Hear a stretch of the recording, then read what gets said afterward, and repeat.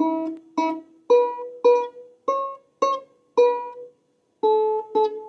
heard the song Twinkle Twinkle Little Star countless times in my life, but it's rarely sounded as beautiful as when I heard it in January 2010 through a pair of computer speakers. It's the sound of progress, the sound of reaching a goal. And yet if you told me back in August 2009 that everything I thought I knew about technology and education was about to change, I wouldn't have believed you. Like any good lesson plan, we were asked to assess our surroundings for areas of improvement. I was thrilled. I identified several areas in need of improvement, but seeing that I could only choose one opportunity for growth, I chose the one that I believe would make the greatest change in helping my students find success. Students in my 7th grade class have the opportunity to learn to play guitar. I spent about a quarter of the class developing skills and practicing for achievement. However, more than 50% of the students have trouble focusing on goals for guitar and collaborating to solve challenges.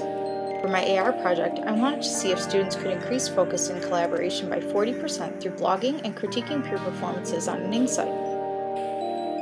I could see that this topic is the hook that will hold the band, orchestra, and other instrumental music programs of America from falling into the dark abyss we call history. But that's pretty lofty, so I'll say this. First of all, the common statistic that only 10% of students that begin an instrument stay with it is detrimental to school music programs throughout the country and to the future of the arts community as a whole. To further demonstrate the need to motivate young students, we can look at the previous generation.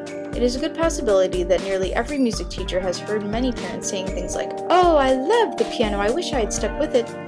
Bringing a new way to help students overcome frustration and a way to collaborate with peers may encourage students to continue their studies and achieve greater success. The basis of the study was to engage students in a way that could help them learn from one another and see their achievements over time. In my school, blogging still has a high novelty factor because it has not been widely used. I tried to make learning fun for students by integrating a social aspect to what is traditionally seen as a serious individual process. I was surprised to find that there were very few articles about blogging in the music classroom. I could not find a single article about blogging for music practice and goal setting. The information that I did find about using technology and blogging for other school subjects supported my topic. In 2008, it was found that 93% of teens use the internet for school-related activities. However, there is a disconnect with the statistic in non-core class use of technology. A 2008 survey of Ohio music teachers reported that the main use of technology in the music classroom was burning CDs or teacher planning. Furthermore, Reese and Remington demonstrated that less than 30% of computer use in the music classroom was for student learning. However, Reese and McAllister confirmed that because many music teachers felt tentative about their skills, they were reluctant to use music-related technology with their students. This was clear evidence that more involvement of technology is needed in the music classroom. Blogging itself was shown to increase writing thinking skills. McBride and Lackman found that students took more responsibility for their learning and for helping others when using blogs than without. This was a particularly important point for my district where student reading and writing levels are below average. Also, many of the students are reluctant to try when they don't believe it applies to their lives. Motivation was perhaps the most important factor that supported my topic. In 2004, Costa Giomi confirmed that the main reasons for students to discontinue music lessons were lowered motivation and diminished achievement. Jensen noted the importance of having students write down their goals for internal motivation.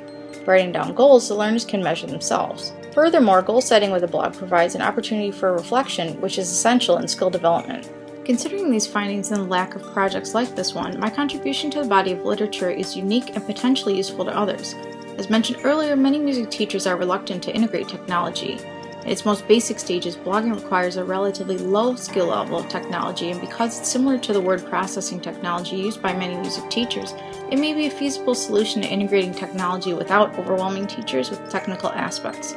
As such, this project may demonstrate a stepping stone of sorts to integrate technology. On a deeper level, inviting students to blog creates a friendly community for learning instead of constant competition, as can be the case in an instrumental classroom setting. This project also contributes to the current trends of engagement and assessment in learning. Dorfman's survey proved that much of the technology used by students in the music classroom was of limited student engagement. As we've learned time and again, engagement is the key to students' learning. Carlin and Guthrie noted the importance of engagement in keeping students involved in the learning process. Thus, it is increasingly important that we find engaging tools for our students no matter what discipline we are teaching. The Ningsite added an interactive component to the otherwise isolated realm of learning an instrument. Furthermore, the capabilities of a Ningsite mirror other trends in e-learning, such as PLEs and gaming. The Ningsite was similar to a PLE in that it was a centralized location of learning that allowed for individualization, differentiation of learners, and a chance for communication with others.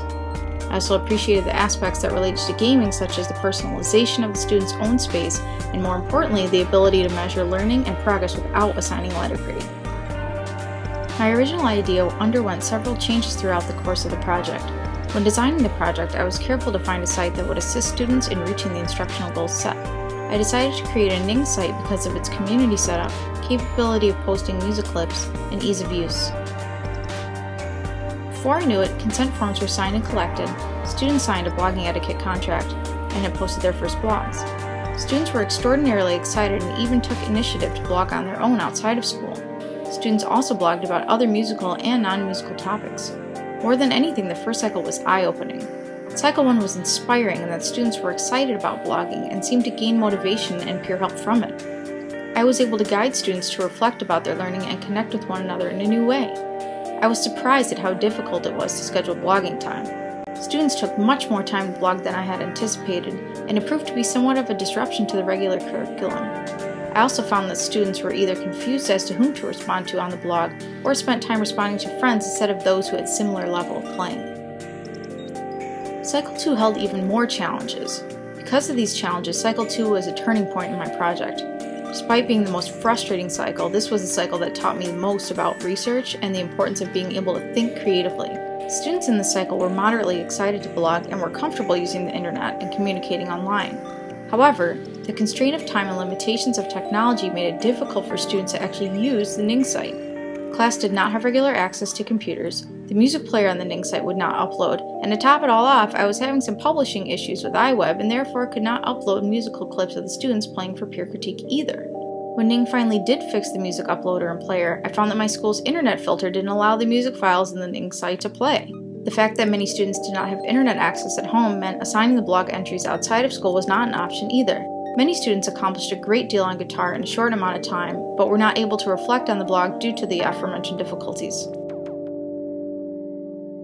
The insights from my first 2 cycles encouraged me to change several aspects of the 3rd cycle.